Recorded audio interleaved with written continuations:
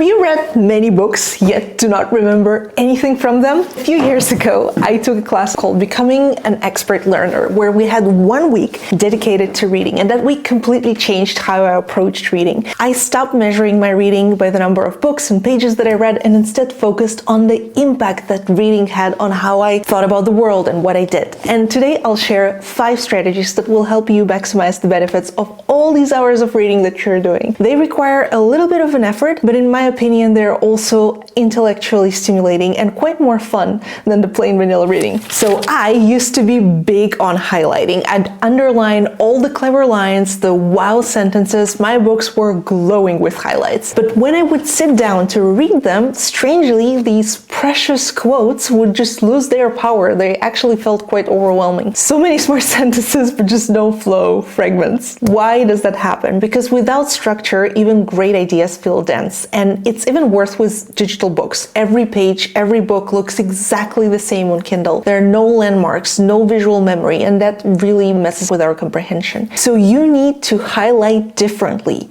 not just the quotes, but the structure, the main claim, the key points, examples, conclusion. It turns reading into something active. We're not just collecting information, we are organizing it. And it works great with physical books, but in digital ones where we already do not have these physical landmarks, it makes a hell of a difference. And actually, this also helps me to pick up reading a book wherever I left it off. Even if I haven't touched it for a while, I'll just skim through my highlights, which is the structure, and it all comes back to me. Structured highlighting helps, but relying on highlights alone won't fix the deeper issue. Most of us highlight with very little cognitive processing. And it's not much better if we copy and paste sentences or even if we type them up. Yes, there is some level of processing involved in selecting what to highlight, what to copy, but whenever we are able to lift entire sentences out of the text without actually deeply thinking about them and paste them into our notes, we're not thinking about them enough. So take notes by hand. That might sound old-fashioned, but because handwriting is so much slower, we can't just copy. We have to condense. We have to paraphrase. We have to use our own words. And that effort, reshaping what you read, forces you to understand it. Actually, in the earlier years, I used to be discouraged by handwritten notes because they'd end up scattered across journals on random pages. Like it was impossible to organize or revisit them. But that's not even a problem anymore. I can jot down notes on the back of a receipt if I wanted to. The writing by hand itself helps me learn, but later I can scan it and ask ChatGPT to transcribe it, and then I just paste it into Notion, and it's stored and accessible to me. So I have the best of both worlds. I have deep processing of what I read by writing, and I have the digital convenience of having access to my notes. So together with the structured highlighting, handwriting lays the groundwork for real understanding. But even after highlighting and note-taking, a book can still feel fragmented. Because while we are still reading, we are zoomed in, we are inside a chapter, we're inside a paragraph. We don't see the picture, the idea as a whole. That's why after I'm done with reading a book, I carve out 30 to 60 minutes to reread all my highlights in their entirety.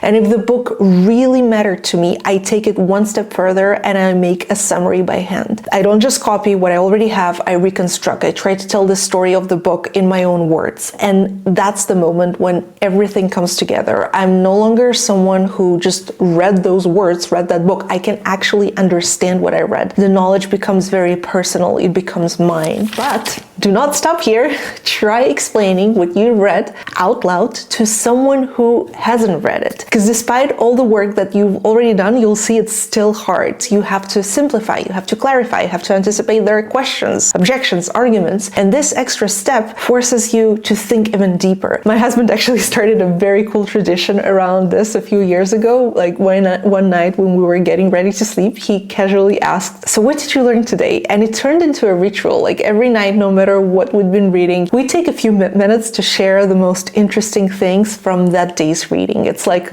a real-time reflection. And actually, whenever I finish a book or a course or like a monster 3-hour podcast, I love to sit him down for 5 to 10 minutes on the weekend and walk him through what I learned. And for us over time, it became more than a reading strategy. It's like a shared habit. It's very cozy to pause like this, and we both learn something, and it makes us feel more connected. So you finished the book. You highlighted, took notes, reviewed them, maybe even talked about it. But now what? You cannot carry the whole thing with you. And that used to frustrate me, the feeling of spending 10, 15 hours reading and then not knowing what actually stuck, what's different now. So now I do something simple. I ask myself, what's one thing that I'm taking away from this book? Not 5 things, not even 3, just one, because one idea, if I choose it intentionally, I can usually keep. Sometimes it's something practical, a small change in how I work, how I organize myself. Other times it's deeper, a shift in how I see the world. And when it's that kind of book, I use a thinking routine actually. It goes like this. I used to think blah, blah, blah, and now I think blah, blah, blah. It's simple, but it's very powerful, especially with books like on social sciences, economics, history. It really forces me to pause and ask, how has my thinking evolved? What changed because of this book? And that one question turns the reading experience into something that I carry with me, not just something I finished. I sometimes hear about spaced repetition in the context of how to remember what we read. And of course it works. It's a core principle of memory. I teach it myself when I work with students. But the reason that I'm not even mentioning it in this video is that for the most part, remembering facts isn't really my goal when I read books. I want to develop my own thinking, and that means making connections to what I already know and personalizing what I read, not just storing information, but sort of transforming it. And that's what these strategies that I've shared with you help me to do. Now, of course, to be able to use what you read, you have to actually read in the first place, and I struggled with that for years. If you're curious what helped me start reading 3 or maybe even 4 times more than I used to, watch this next video.